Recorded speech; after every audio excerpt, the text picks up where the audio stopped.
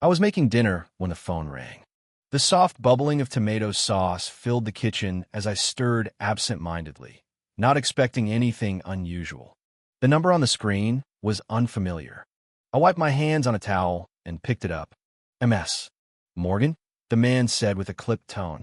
This is Daniel Atwood from Kendrick Vaugh Bloom Law Offices. I'm sorry to inform you that your uncle, Mr. Howard Bennett, passed away this morning. I dropped the wooden spoon. It hit the kitchen floor with a soft thud, splashing sauce onto my white tile. My chest tightened. Uncle Howard was my last living relative. He left his entire estate to you, the lawyer continued. That includes his 20-acre farm on the outskirts of Ash Grove Hills. I was stunned. A farm? Yes, ma'am. At 35, I worked in marketing for a tech firm in San Jose. My idea of nature was the succulent on my windowsill. And now, I apparently owned 20 acres of actual land. I drove out the next morning to see it. The road turned from asphalt to gravel as I passed from suburbia into something quieter, something older. The barn was red and chipped, the farmhouse sun-bleached but still standing. Wildflowers dotted the edges of the fields. A soft breeze rustled the tall grass. Daniel met me there, dressed in a sharp gray suit. Your uncle never sold, he said, handing me a thick folder. Even when they built Ash Grove Meadows right next door. He refused every offer. Ash Grove Meadows? I asked, my eyes widening. I live there. I bought a townhouse there last year. Daniel smiled faintly. The irony, huh? He gestured to the folder. Deeds, maps, water rights, original zoning records. Your uncle was meticulous. That night, I couldn't sleep. I sat on the porch of the farmhouse, watching the stars and listening to the distant sounds of frogs and crickets. It felt like a different world, a quieter one. At exactly 7:30 the next morning, my doorbell rang. I answered it in pajamas.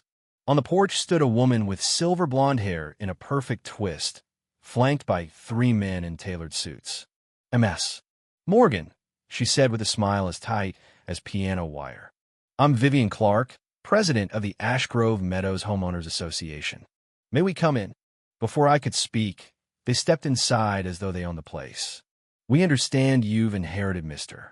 Bennett's property, Vivian said, opening a sleek leather folder. We'd like to make you an offer. One of the men, introduced as Gregory Mason from the town council, slid a document across my coffee table. We're prepared to offer you $750,000, he said. I almost choked. That's less than half what it's worth. Vivian's smile never wavered. Your uncle let it sit and use for decades. We're being generous. Something about her voice, it was too smooth, like someone used to getting her way. I'll need time to think, I said. Vivian stood. Time is not something we have, MS. Morgan, the Ash Grove Regional Airport project begins next week. Your uncle's land is the final piece. My blood ran cold. What airport? The board voted unanimously last month, she replied. We're expanding our jurisdiction under Section 47B of the HOA Charter. All adjacent lands qualify for inclusion.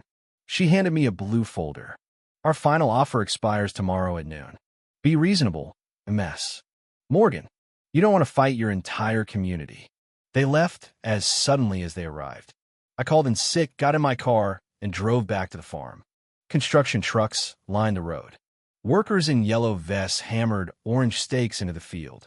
I jumped out. Hey, what are you doing on my land? A man looked up. Ma'am, we have authorization. From who? I didn't authorize anything. He showed me a digital permit signed by the HOA and town council, dated the day before they came to my door. I yanked a stake from the ground. Get off my land. A tall man in a hard hat approached. MS. Morgan, I'm Jack Nolan Foreman. We have proper approvals. You can talk to the HOA. I'm not going to talk, I said, voice shaking. I'm going to fight. But I didn't know how. That night, surrounded by Uncle Howard's paperwork, I felt helpless. The law firm I called wanted a retainer that made my head spin. No one returned my calls. Then came a knock at the back door. A man stood there with gray hair and tired eyes. MS. Morgan? I'm Henry Lawson. I live 2 doors down. I nodded slowly. I saw what happened today. You need an ally.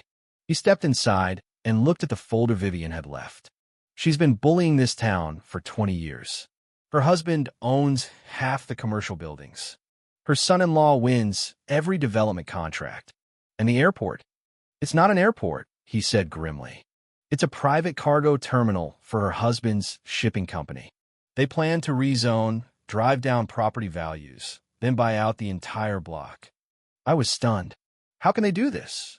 Every scheme has a weak point, he said. Let's find hers. We stayed up all night, digging through old files.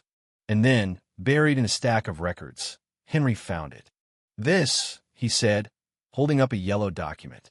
The original 1978 deed. It showed the previous owner had joined the HOA, but Howard never signed the updated jurisdiction agreement when he bought the land. In 1995, they expanded the HOA, but it only applied to new signatories. Your land was never legally included. I stared at him. So they have no authority. Exactly. Just then my phone buzzed. A text from an unknown number. Airport fails FAA safety codes. I have proof. Meet me at the old mill at noon. Come alone. Marcus. Henry's face darkened. Marcus was Vivian's assistant. She fired him last month. I drove to the old mill alone. It was falling apart, sagging into the riverbank. Inside, sunlight filtered through broken slats. MS. Morgan, a voice called. A man stepped forward, skinny, sweating, anxious. I'm Marcus Duffson. I work for Vivian. I have proof. He handed me a USB drive. It's not a public airport, he said. It's a private cargo hub. Environmental reports were faked. Safety codes violated. They bribed inspectors. My hands trembled. I helped them at first, he admitted. But when I found out they planned to drain the protected wetlands on your land, home to endangered frogs, I couldn't be part of it. I pocketed the USB. That night, Henry's daughter Zoe, an environmental attorney, joined us. We'll file an emergency injunction, she said, on 2 grounds. 1, the HOA has no jurisdiction. 2, they falsified environmental reports. The next day, I attended the HOA meeting. Vivian stood at the podium in a cobalt suit. Tomorrow we break ground on the Ash Grove Regional Airport. I stood up. You can't. You have no jurisdiction. She smiled. Our records say otherwise. I pulled out the deed. My uncle never signed the jurisdiction agreement. Your charter doesn't apply. Gasps filled the room. Gregory Mason stepped forward. These are serious claims. They're backed by public records, I replied. I handed out copies of the original deed and maps. Then I pulled out the USB. Also, your environmental study omitted the protected wetlands. And this project fails FAA codes. Vivian's face went pale. This meeting is adjourned. But the room had turned.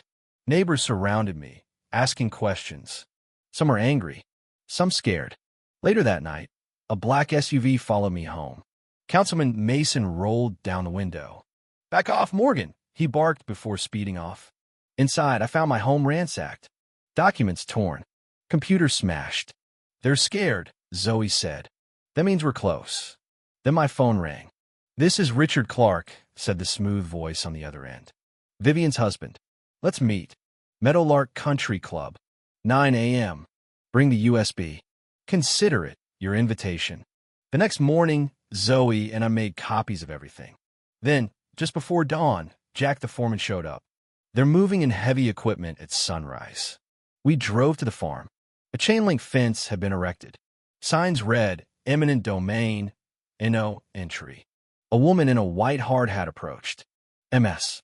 Morgan, this land now belongs to the Ash Grove Regional Development Authority. You created a new agency overnight. I demanded. Yes, she said calmly. But it's illegal. File a complaint. I found an opening along the creek line and slipped in.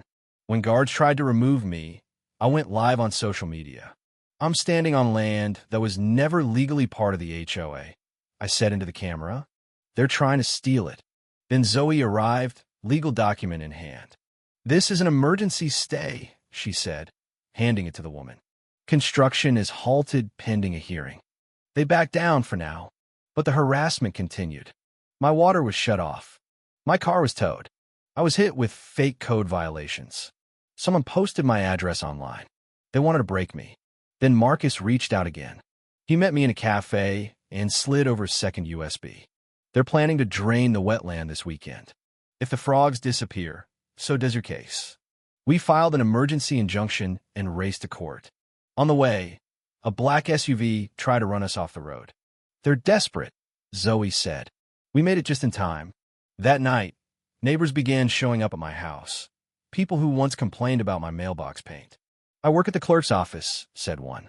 They're holding an emergency session tonight to fast-track the land grab. Others nodded. We didn't know about the cargo hub. We were lied to. We form a plan. Flyers. Social media. Local press. By dawn, the town was buzzing. Vivian showed up. Name your price. I want my farm, I said. And your resignation. Then Henry walked up, holding a thick envelope. The EPA and FAA are opening investigations. Vivian turned white. You don't know who you're dealing with. Oh, I do, I said.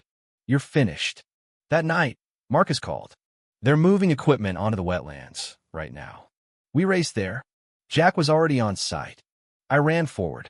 This land is protected. He looked torn. I have orders. Then headlights appeared, dozens of neighbors arriving behind me. Linking arms. Forming a chain. Zoe handed legal documents to the crew. You moved that bulldozer, and you're violating federal law. Workers shut down their machines. Police arrived. So did news vans. Then Vivian and her husband pulled up, screaming about permits and losses. The frogs are protected, an officer said. This area is now sealed under federal law. Vivian broke down. You'll regret this.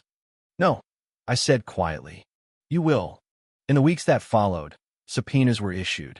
Investigations launched. Vivian and her husband resigned. The airport project was dead. 3 months later, I stood on my land, watching neighbors plant vegetables for our new community garden. Who would have thought, said Cynthia, handing me lemonade. You saved this place. I smiled. Uncle Howard always said fences made good neighbors. Henry chuckled. He was wrong. Good neighbors don't need fences at all. In the distance, the meadow frogs croaked happily. Our land was safe. And for the first time in my life, so was I.